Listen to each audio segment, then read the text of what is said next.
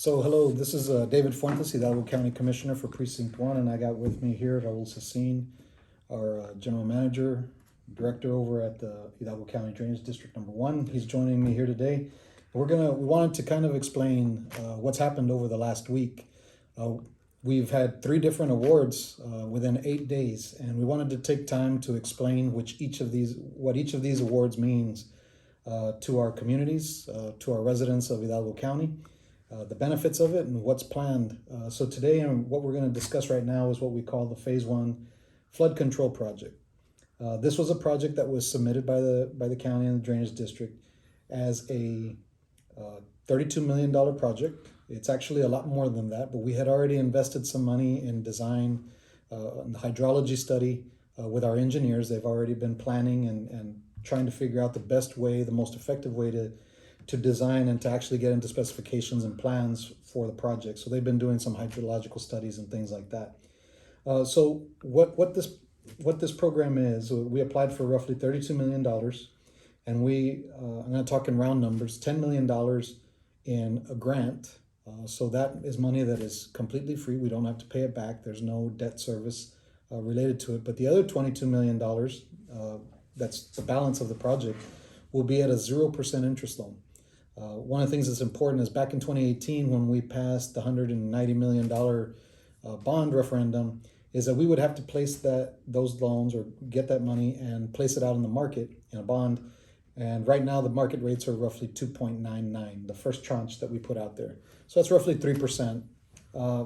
So by putting the balance of the project in a 0% interest loan, is that we save 3% year over year in interest for the next 15 to 16 years, which would be the equivalent of roughly $12 to $13 million.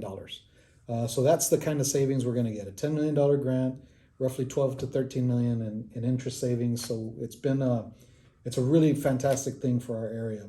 So we wanted to take a minute just to explain what this project actually is.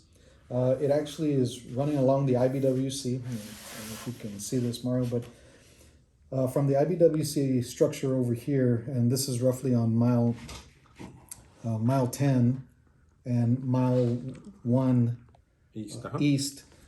We have some improved gate structures and pumps that we'll be putting here where the contact or the outfall is with respect to this entire project.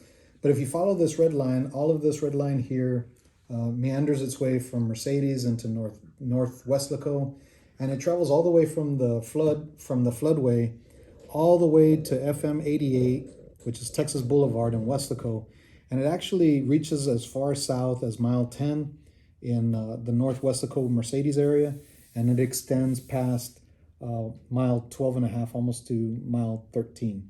So it's got a wide-ranging impact for our communities. It's going to address a lot of the capacity issues. These, mile 11 and mile 4, I know historically is one of the most impacted areas, and all along mile 11.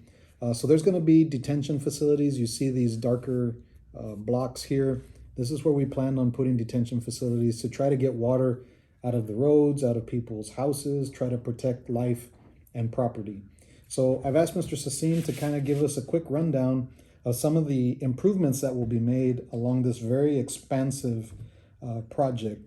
We have been waiting for this award in hopes that we would get the funding from the state and the Water Development Board, but that did not stop us from continuing to move forward with our plans. Our engineers have been engaged. They had work authorizations to continue during this time that we were waiting for the award, and even up to the time that we signed the contract and received the funds, or the funds become available, we're still working. We haven't stopped. And this is taxpayers, this is all of Hidalgo County. This was part of the 2018 bond. I know that it's really important for all of us to know that that was a county-wide bond, and we're trying again to impact as many areas of the county as possible. This one just happens to impact a couple of communities in Weslaco and Mercedes. So Mr. Sesin, do you mind kind of walking us a little bit through the improvements here? No, of course, Commissioner. So basically, this area is a natural low. So there's water coming from the west, from the north, and some from the south. So we we're looking at creating detention facilities to catch some of that water before it sits in some of the low areas. And we do have some detention facilities also in the low areas. We've got over 10 miles of ditch improvements that we're going to be conducting. In addition to that, we're improving a structure at the IBWC on the southern end of the project and on the eastern end of the project to allow us to have more gravity flow into the system. But once we shut the gates as part of the procedure that's required by the IBWC, we're going to set up permanent pump structures that move massive amount of water compared to portable pumps in the range 8 to 10 times the capacity. So, and those will be permanent structures that don't currently exist there right now. We have been, as Commissioner mentioned, we have our engineers engaged already. We've performed a lot of the environmental process already that we could right now up to the point of the award. And we could not continue with that process until this award was given. And once we close on the portion of the award, the loan portion of it, we will start the finalization of the environmental and then move forward with the right-of-way acquisition. Our hope and schedule that we have laid out is by the end of the year, have segments of this system already out for construction. We're going to bid everything out already by then, and we'll build it in segments. It's a 2-year program, but it's critical. I think, Commissioner, as you said, we could not get beyond where we're at now because we had this application before the Water Development Board, and the 22 million 0% loan is already going to pay dividends of 13 million or so over the life of the loan, and then the $10 million grant. It's also going to help us to continue improvements in our county. So basically, that's how this is set up.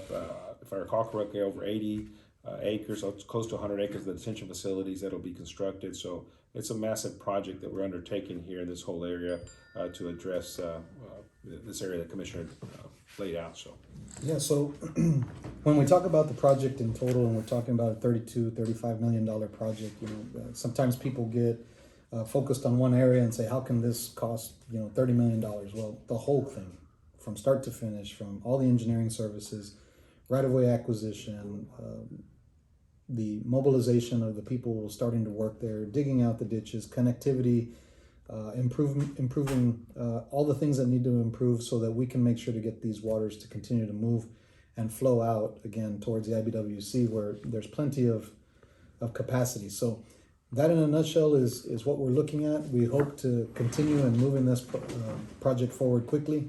One of the things that Mr. Sesin mentioned was right-of-way acquisition, and our focus up front is going to try to be to buy the areas that we think will be detention facilities, so that we can just try to move water and store it somewhere outside of personal property. And then we'll make all the ditch improvements as we move along.